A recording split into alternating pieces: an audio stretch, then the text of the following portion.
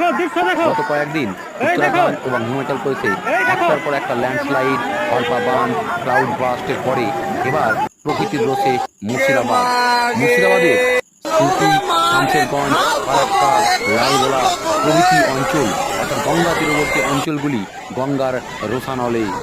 হাজার হাজার বিঘা জমি, লক্ষ লক্ষ গাছপালা এবং বাড়িঘর সমস্ত কিছু নিমেষের মধ্যেই গঙ্গা বক্ষে বিলীন হয়ে যাচ্ছে।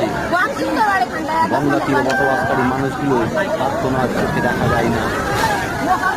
গঙ্গার করাল রূপ লক্ষ্য করছে শামশেরগঞ্জের শিবপুরের বাসিন্দারা। গত কয়েক বছর ধরেই গঙ্গার ভাঙন ব্যাপক হারে বেড়েছে। ইতিমধ্যেই প্রায় কয়েক হাজার বাড়ি গঙ্গা বক্ষে বিলীন।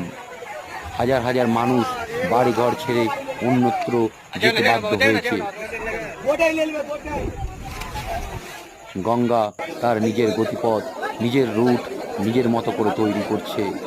এই যেন এক অশনি সংকেত।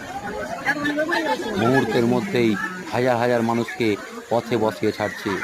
প্রকৃতির রোষে মানুষ করেছে, প্রকৃতির উপরে কেউ নয়। আর প্রকৃতিকে আমরা যেভাবে ধ্বংসলীলায় মেতে উঠেছি, তাতে আমাদেরকে তার ফল ভোগ করতেই